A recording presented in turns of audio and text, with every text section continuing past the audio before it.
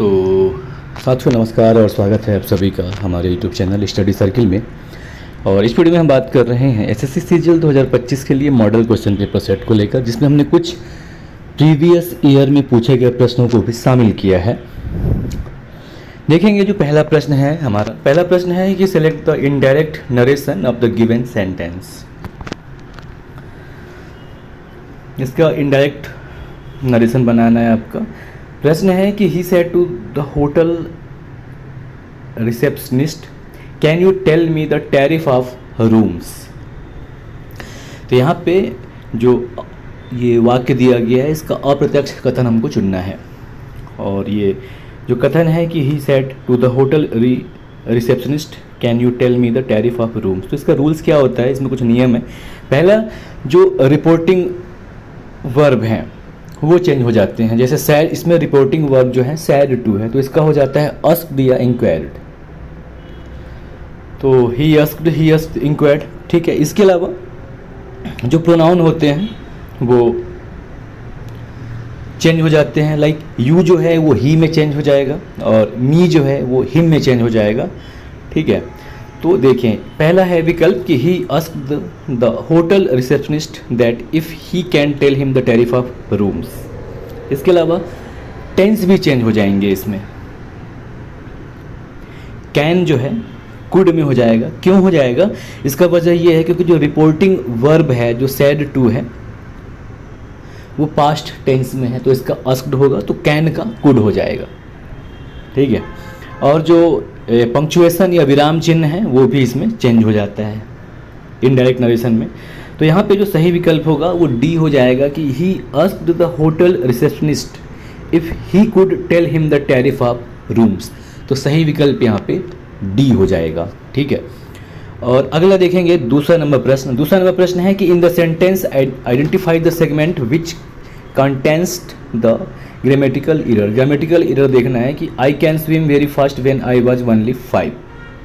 ये बोल रहा है कि मैं बहुत तेज़ तैर सकता हूँ जब मैं 5 साल का था। तो ये तो वैसे भी गलत है।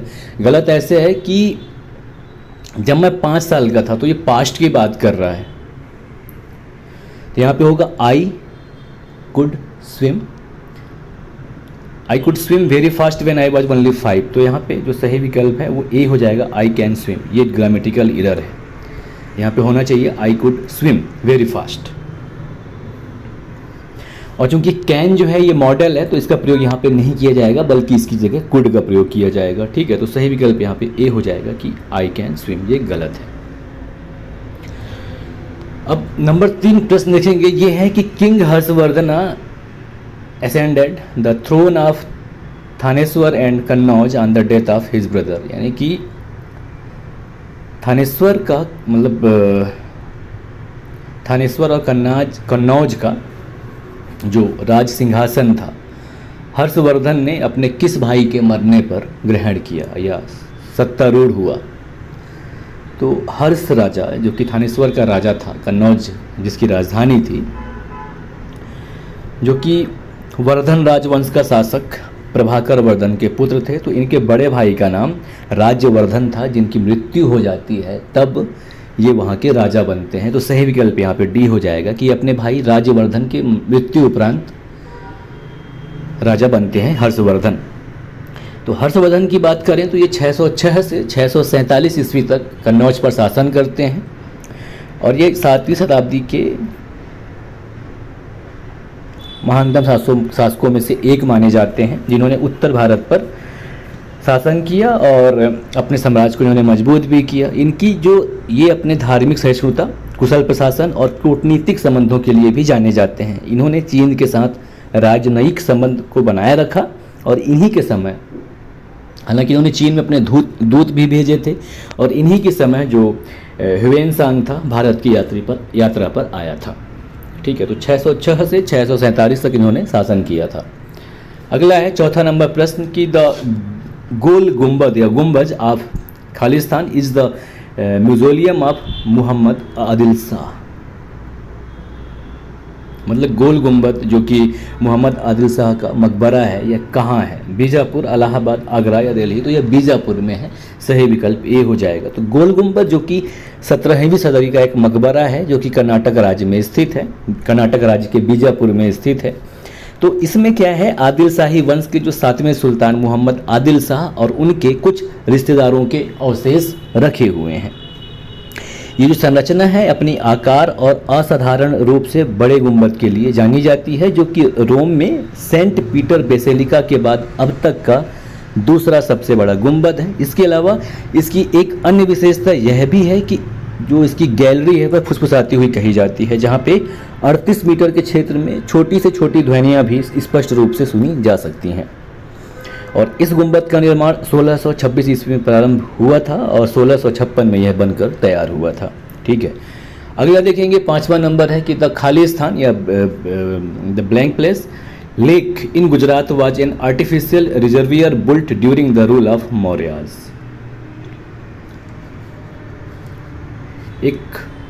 मतलब एक ऐसा जलाशय है जो गुजरात में प्राकृतिक रूप से मौर्यों के समय बनाया गया था। इनमें से कौन है? लोकटक, सुदर्शन, पुष्कर या लोनार? तो सही विकल्प यहाँ पे बी हो जाएगा, सुदर्शन झील है यह, जो कि मौर्य साम्राज्य के समय, यानी कि मौर्य शासक का जब मौर्य शासन था, स्पेशली चंद्रगुप्त मौर्य के समय में इसकी निर्माण किया गया था। और यह उनके राज्यपाल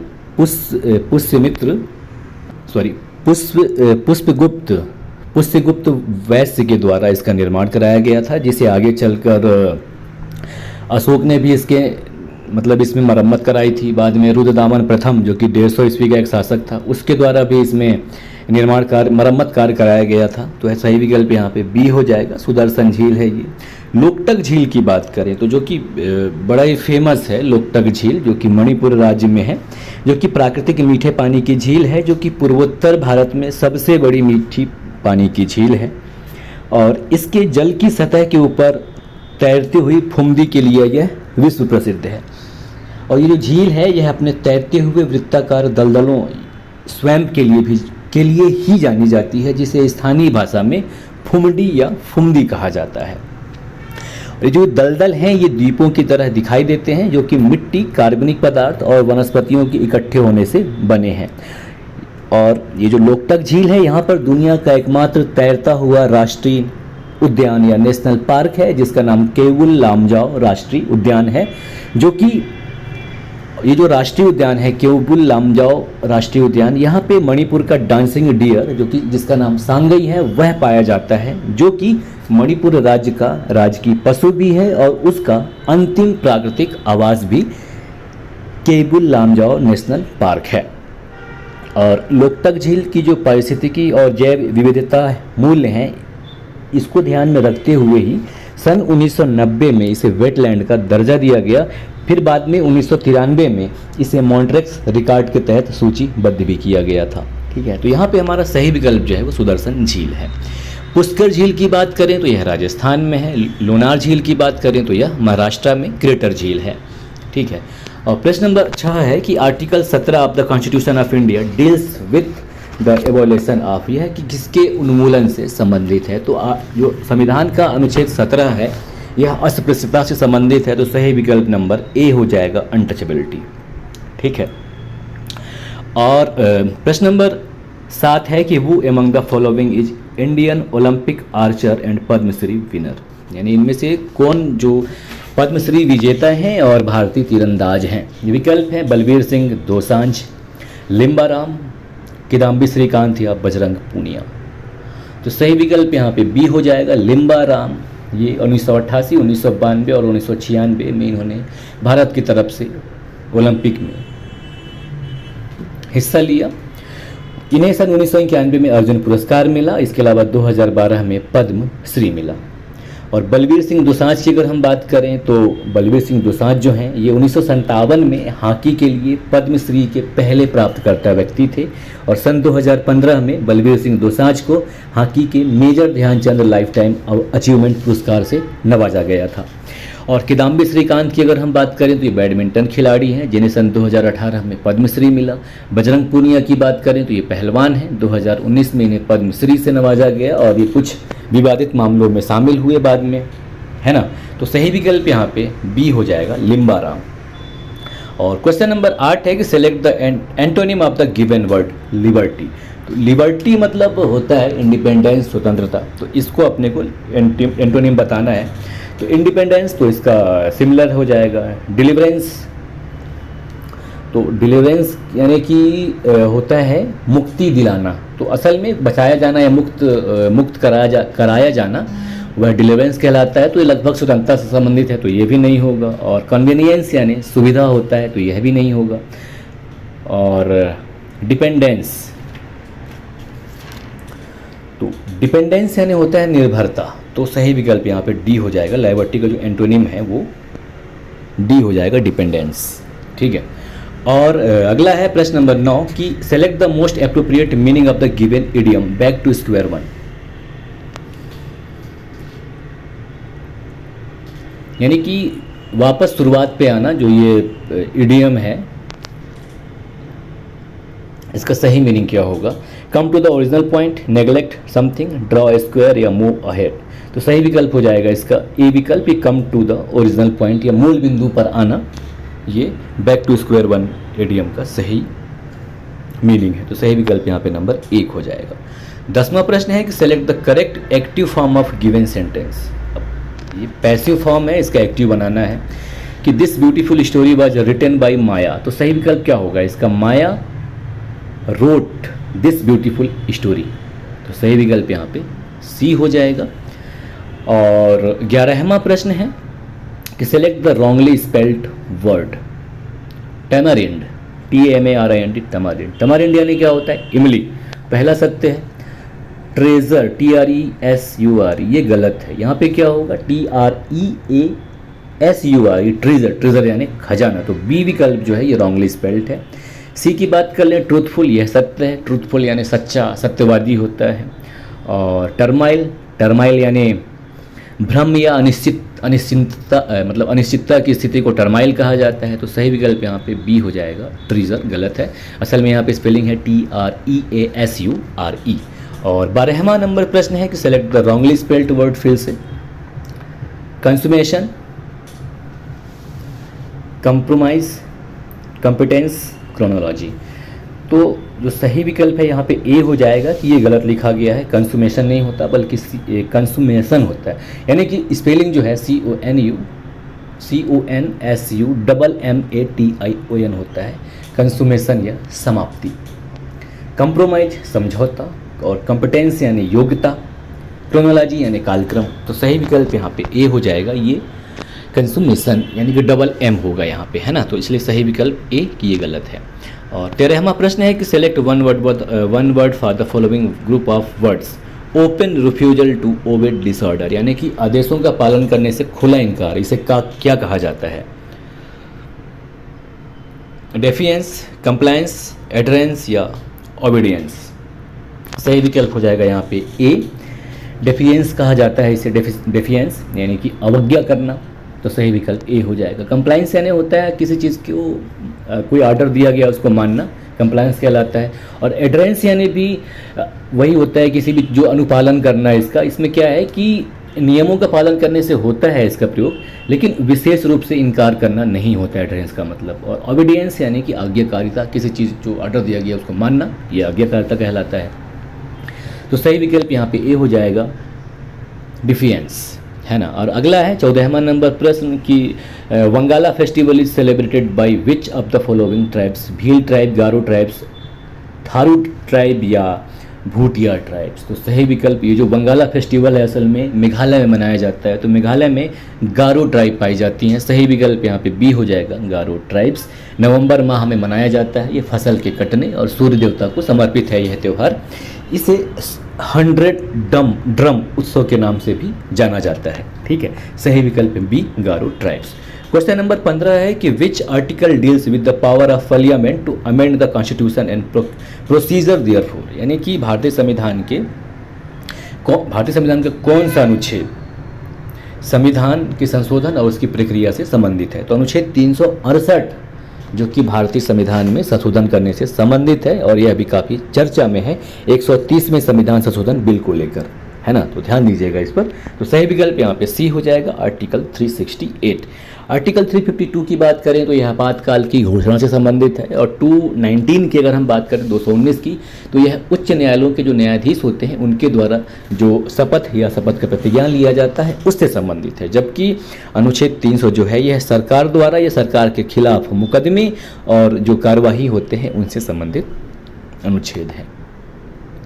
और क्वेश्चन नंबर 16 देखेंगे कि name of the first Odissi classical dancer from Odisha who conferred the Padma Vibhushan award, यानी कि उड़ीसा राज्य के पहले व्यक्ति जिनको पद्म विभूषण अवार्ड दिया गया है, इनमें से कौन है? केलुचानन महापात्र, विजयानी सतपथी या गंगाधर प्रधान या सोनल मानसिंह। तो सही विकल्प नंबर यहाँ पे ए हो जाएगा, केलुचानन महापात्रा को दिया गया है। और क्वेश्चन नंबर 17 है कि वो was considered as the last powerful Mughal ruler of India, यानी कि इनमें से कौन मतलब महानतम मुगल माना जाता है? औरंगजेब, है ना। तो सही विकल्प ए हो जाएगा। और नेक्स्ट है कि which state government has launched the छाता scheme to improve ground water level in सितंबर 2022। उड़ीसा राज्य में यह लॉन्च किया गया था। तो सही विकल्प ए हो जाएगा, उड़ीसा। और 18वां नंबर प्रश्न है कि in the beginning of the 19th century cotton mills in India were mostly located in which following states. 19वीं शताब्दी में जो कॉटन मिल थे, कपड़े उद्योग जो कॉटन मिल था वो इनमें से किस राज्य में मोस्टली स्थित थे? यह महाराष्ट्र राज्य में स्थित थे और महाराष्ट्र में स्पेशली मुंबई शहर में स्थित थे। उसका वजह ये था कि दक्कन पठार से कच्चे कपास की उपलब्धता सुनिश्चित होती थी तात्कालिक रूप से। इसके अलावा निर्यात के लिए बंदरगाह भी था वहाँ पे मुंबई में, और उपयुक्त जलवायु क्षेत्र, इन सभी कारणों की वजह से कपड़ा उद्योग जो है महाराष्ट्र में इतना विकसित हुआ। तो सही विकल्प यहाँ पे सी हो जाएगा, महाराष्ट्र। अगला है कि Mirza Kamran was the brother of which Mughal emperor, यानी कि मिर्जा कामरान किस मुगल सम्राट का भाई था? हुमायूं का भाई था।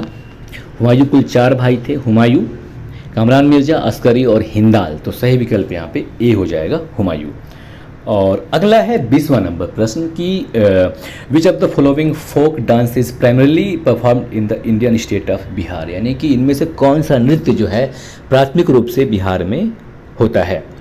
घूमर, कालबेलिया, कुमाटी या विदेशिया। तो सही विकल्प यहाँ पे डी हो जाएगा कि विदेशिया जो लोक नृत्य है यह बिहार में प्राथमिक रूप से होता है। और ये जो नृत्य है असल में सामाजिक मुद्दे और जो अलगाव का दुख होता है, मतलब किसी परिजन के बिछड़ने का जो दुख होता है उस पर आधारित है यह विदेशिया डांस। क्योंकि आप देखेंगे बिहार का ऐसा है कि बिहार के ज़्यादातर लोग देश भर में यहाँ वहाँ फैले होते हैं, तो जो अपने परिवार से परिवार से दूर होते हैं, तो जो उस दुख दर्द को दिखाने के लिए यह नृत्य किया जाता है, विदेशिया। और घूमर की बात करें तो राजस्थान में प्रचलित है यह लोक नृत्य। और कालबेलिया की बात करें तो यह भी राजस्थान का लोक नृत्य है जो कि कालबेलिया समुदाय के द्वारा किया जाता है। कुमाटी की बात करें तो यह केरल का एक मास्क डांस है, ठीक है। तो सही विकल्प यहाँ पे डी हो जाएगा, विदेशिया। अगला है 21वां नंबर प्रश्न हमारा कि select the most appropriate meaning of the given idiom cut a poor figure, यानी कि खराब छवि बनाना। आप इसका सही वो बताओ आप। In a poor state, to put a good impression, to put a bad impression. तो क्या होगा? सही विकल्प सी हो जाएगा कि to put a bad impression, खराब छवि बना लेना अपनी, है ना। तो सी हो जाएगा इसका। और अगला है कि निम्नलिखित में से कौन सा या से पंचवर्षीय योजनाओं के लक्ष्य है या हैं? विकास, आधुनिकीकरण, समता और आत्मनिर्भरता, केवल विकास, आधुनिकीकरण और समता, या विकास और बिचौलियों का उन्मूलन। तो सही विकल्प यहाँ पे ए हो जाएगा कि विकास, आधुनिकीकरण, समता और आत्मनिर्भरता लाना यह पंचवर्षीय योजनाओं के लक्ष्य हैं, जो कि अब पंचवर्षीय योजना 2017 से डिसकंटिन्यू हो गए हैं। अगला है कि which of the following is not a noble gas, इनमें से कौन एक उत्कृष्ट गैस नहीं है? नाइट्रोजन, नियॉन, हीलियम या आर्गन। तो सही विकल्प ए हो जाएगा, नाइट्रोजन। और नेक्स्ट क्वेश्चन है कि राष्ट्रीय जलमार्ग या नेशनल वाटरवे 10 किस राज्य में स्थित है? तो यह महाराष्ट्र राज्य में स्थित है, तो सही विकल्प यहाँ पे सी हो जाएगा। 26वां नंबर प्रश्न है कि इब्न बतूता की यात्रा पुस्तक, जिसे रिहला कहा जाता है, मूल रूप से किस भाषा में लिखी गई थी? तो इब्न बतूता जो कि मोरक्को का यात्री था, और यह है गुलाम वंश के समय, नहीं गुलाम वंश नहीं, तुगलक वंश के समय भारत आया था, मोहम्मद बिन तुगलक के शासनकाल में, मतलब तुगलक शासनकाल में यह भारत आया था। दिल्ली में यह काजी भी नियुक्त हुआ, तो उसके द्वारा रिहला लिखा गया यात्रा वृत्तांत, वह मूल रूप से अरबी भाषा में लिखी गई थी, तो सही विकल्प यहाँ पे बी हो जाएगा, अरबी भाषा। और नेक्स्ट है 27वां नंबर प्रश्न की निम्नलिखित में से किस अधिनियम के द्वारा सरकार प्रतिबंधात्मक व्यापार पर रोक लगाती है? विदेश व्यापार नीति, फेमा अधिनियम, या औद्योगिक नीति अधिनियम 1991, या MRTP अधिनियम? तो सही विकल्प यहाँ पर डी हो जाएगा कि MRTP एक्ट या अधिनियम के द्वारा सरकार जो है प्रतिबंधात्मक व्यापार पर रोक लगाती है। असल में ये जो एक्ट है, यह इसे कहा जाता है monopolies and restrictive trade practice act 1969, जो भारत के एकाधिकार और प्रतिबंधात्मक व्यापार प्रथाओं को रोकने और नियंत्रित करने के लिए बनाया गया था। तो सही विकल्प यहाँ पे डी हो जाएगा। अगला है 28वां नंबर कि निम्नलिखित में से किस राज्य ने खेलो इंडिया यूथ गेम्स के चौथे संस्करण की मेजबानी की? असम, तेलंगाना, हरियाणा या उड़ीसा? तो सही विकल्प यहाँ पे सी हो जाएगा, हरियाणा। अगला है 29वां प्रश्न कि 1939 में फॉरवर्ड ब्लॉक की स्थापना निम्नलिखित में से किसने की थी? महात्मा गांधी, चित्तरंजन दास, जवाहरलाल नेहरू या सुभाष चंद्र बोस ने? तो सही विकल्प डी हो जाएगा, सुभाष चंद्र बोस ने। अगला है 30वां प्रश्न कि भारतीय संविधान का कौन सा अनुच्छेद विधेयकों पर राज्यपाल की स्वीकृति से संबंधित है? तो ये अनुच्छेद 200 है, तो सही विकल्प यहाँ पर डी हो जाएगा, अनुच्छेद 200। इस वीडियो में इतना ही। नमस्कार, जय हिंद, और बस तैयारी करते रहें। हालांकि ये सितंबर के फर्स्ट वीक में एग्ज़ाम फिर से कंडक्ट किए जा रहे हैं, और थोड़ी सी शांति बनाए रखें ऐसे संदर्भ में, ऐसे समय में, ताकि कुछ गड़बड़ ना हो। नमस्कार, जय हिंद।